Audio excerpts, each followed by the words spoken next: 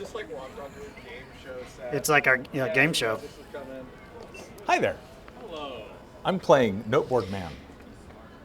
That's my role. Sure. All right. Did you have a claim you wanted to discuss? I guess what should the word gender be? I'm not really sure. Great. Okay. We can do that. It's an orange card. Does that mean I'm doing Let's the definition? let's try the format we had before. The Okay. word gender should mean 1, 2, 3. Okay. Yeah. You want to play this as well, Eric?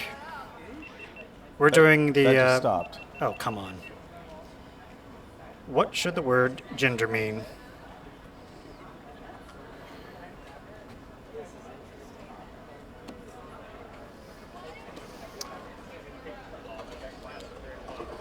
We'll go as long as you'd like.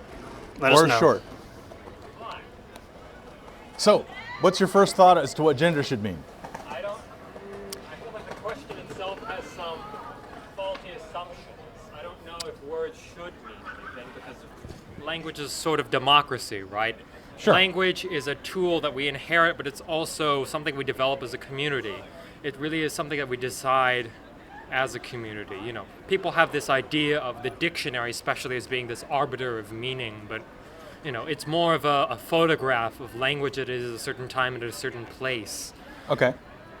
I feel like the question itself has some faulty assumptions that you can't really say, oh, gender should mean this, gender should mean that.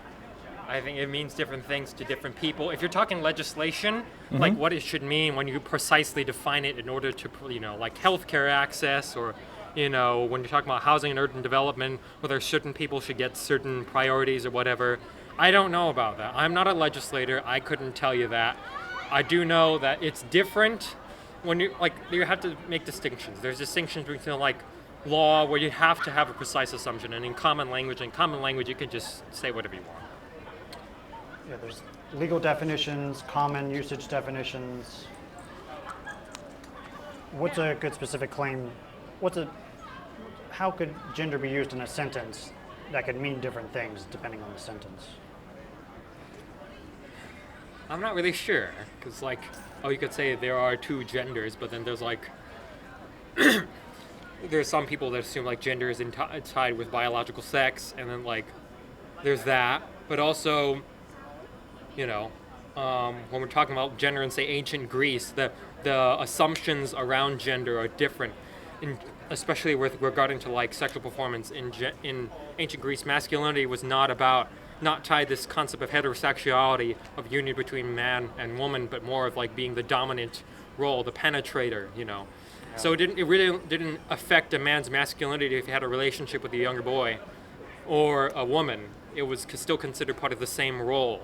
So I don't know the ancient Greek terms for gender, or if there are any equivalent terms. I'm not a philologist, but if you're talking about in a certain historical context, gender and what we define as masculine and feminine, or any other sorts of categories, you know, whatever clumps or boxes you're placing over behaviors, presentation, ways of carrying yourself in public, ways you talk to people, certain rights and legal privileges you have. There's so many ways of dividing that up, and it really depends on, you know, what time period we're talking about, what kind of people we're talking about. Okay. Is there a way to misuse the word gender? I don't know. It depends on who you're talking to.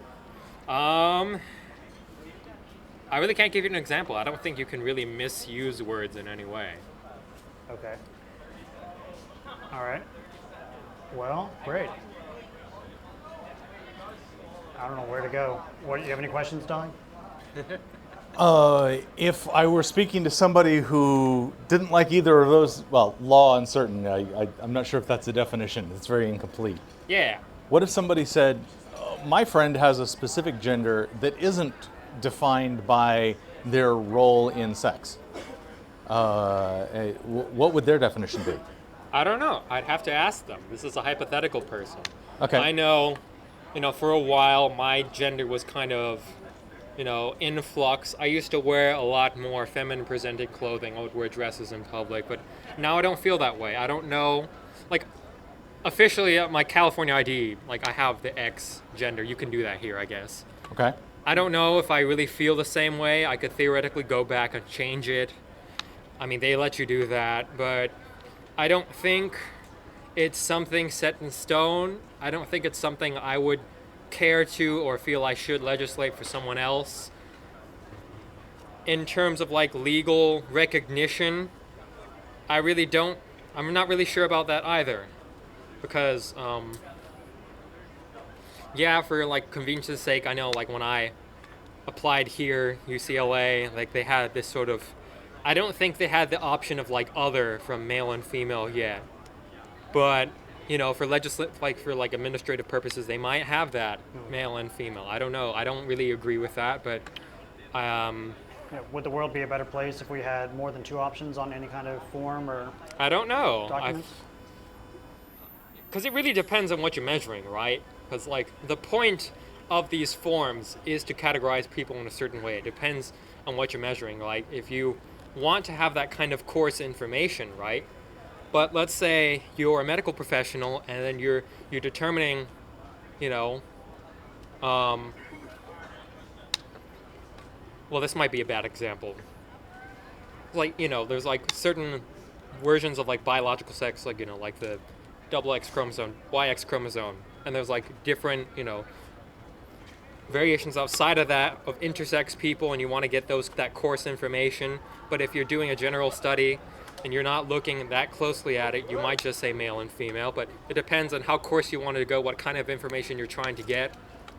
You know, categorization is dependent on the sorts of information you want and the sort of, I wouldn't be so cynical as to say the sort of control you want. You know, it depends on the context. Yeah, we have the word sex and we have the word gender. How do these two relate in your mind? There's so many ways they can intersect. Because sex itself is a kind of ambiguous thing. Like I mentioned, there's like various ways of people with arrangements of chromosomes that aren't the simple XX and XY under the umbrella term of intersex. I couldn't give you a specific example. I think there's like Winkel triple syndrome. I don't remember. I think it's like 3 X's. I don't remember the specific names, right? But then there's also like people that have XX or XY, but there's like endocrinological changes so that they present like a person with XY, and when they go into puberty, they might develop breasts, or they're like what would normally develop as a penis wouldn't be so pronounced, right? And then, so even the term sex, like saying 2 sexes, that's medically incorrect. And how that intersects with gender, I don't want to use the old chestnut social construct, because there's different ways of intersecting with that. With sex, it depends on the culture, it depends on the time. What we consider male and female, like what we consider masculine and feminine, not every culture has that.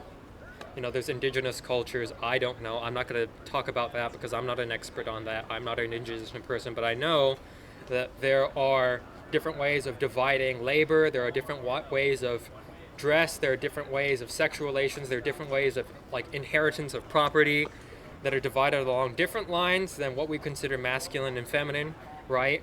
So I feel like this is a complex network of things that is very nebulous, and it really depends on the context. You can't say specifically, oh, sex and gender align in these certain ways. It really depends on who you're talking to, what time you're talking about. It's very nebulous. So it should mean different things depending on the context. Gotcha. Reasonable. Sounds reasonable. Great. Anything else to last words? No, I think this was fun. Sweet. Thank you. Cool. We'll be here Wednesdays. Cool. Feel free to take a squishy stress ball puzzle piece if you want it. Ooh. And if you see us again, you can come back and do it again or do something. Gotta pick one. Fun. I'll take the blue one. Blue is one of my favorite colors. Thank you. Thank you. Thank I you. like this. Sweet. You got a card with those cards? Yes, yes. Yeah, that's my Come, YouTube take. channel. Cool. Excellent. See you all around. See you. Thank you.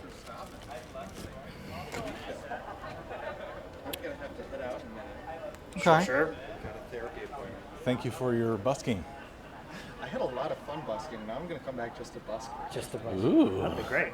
We need that. Now this is overheating. GoPros. Camera's overheated. Yeah, whatever. I think this one tweeted out. But yeah, thanks for I coming. don't think I actually got anyone to stop, but I had fun talking shit. That's cool. I think you got his attention. You didn't get this last one to stop? He came back. No, yeah, he did see me when I was talking, but I think you were getting as many people with or without me. That's cool.